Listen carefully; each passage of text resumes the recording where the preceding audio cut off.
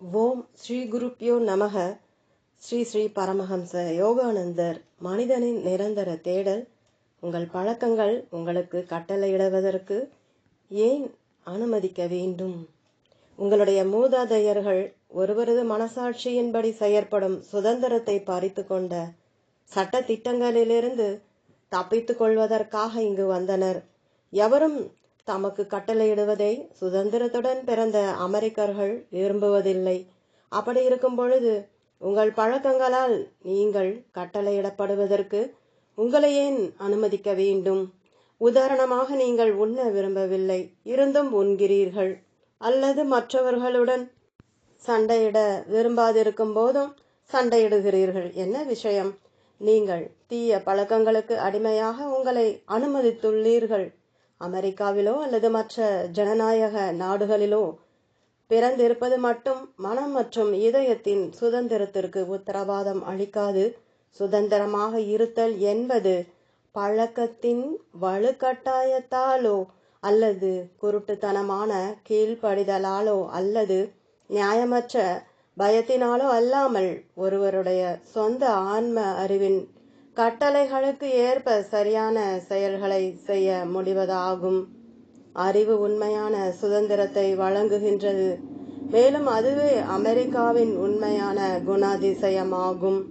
நீங்கள் விரும்புவதையெல்லாம் செய்து கொண்டிருப்பது சுதந்திரம் அல்ல, அது சுதந்திரத்தின் துஷ்பிரயோகமாகும். நீங்கள் 20 பேர்களுடன் ஒரு வீட்டில் வசிப்பதாகவும் அதில் வாழும் ஒவ்வொருவரும் தாம் விரும்புவதை செய்வது சுதந்திரம் என கருதுவதாகவும், ஒவ்வொருவரும் மற்றவர்களுடைய விருப்பங்களுக்கு முரண்பாடான ஒன்றை செய்ய விரும்புவதாகவும் வைத்துக் கொள்வோம். இச்சூழ்நிலையில் உண்மையான சுதந்திரம் இருக்க முடியாது. சுய கட்டுப்பாடு விதிகளை பின்பற்றுவதாலேயே சுதந்திரம் கிடைக்கின்றது. நீங்கள் எதை செய்ய வேண்டுமோ அதை செய்ய வேண்டிய பொழுது உங்களுடைய அறிவால் வழிநடத்தப்பட்டு தடையின்றி செய்வதுதான் உண்மையான ஒரே சுதந்திரம். பழக்கங்களுக்கான அடிமைத்தனம்தான் அடிமைத்தனத்தின் மிக மோசமான வகையாகும். சுதந்திரத்துடன் இருக்க உறுதி கொள்ளுங்கள்.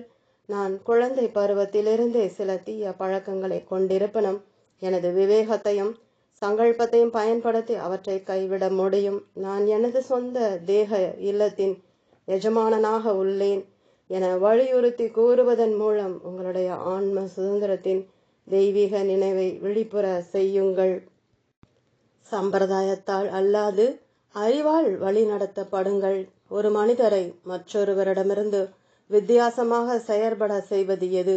வாழ்தல், செயல் புரிதல் மற்றும் சிந்தித்தல் ஆகிய பழக்கங்கள், சூழ்நிலை மற்றும் தேசிய பழக்கங்கள். இவற்றில் பின்னர் கூறப்பட்ட விஷயத்தில் பழக்கங்கள் நம் மீது திணிக்கப்படுகின்றன. நான் எனது சொந்த வழிகளையே பின்பற்றுகிறேன்.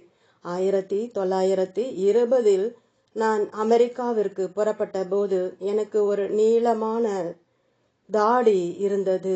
தாடியுடன் உள்ள ஆண்கள் அதிக வணக்கத்திற்குரியவர்களாக தோற்றமளிப்பார்கள் என நீங்கள் எண்ணக்கூடும். இக்காரணத்திற்காகவே தாடிகள் இந்தியாவில் உயர்வாக மதிக்கப்படுகின்றன. ஆனால் நான் இன்னும் கப்பலில் இருந்தபோதே அமெரிக்கர்கள் நீண்ட தாடியுள்ள ஒருவரை கண்டால் வனத்திலிருந்து வந்த ஒரு காட்டு மனிதன் அதோ செல்கிறான் என குறிப்பிடும் மனச்சார்பு உடையவர்கள் என நம்ப வைக்கப்பட்டேன்.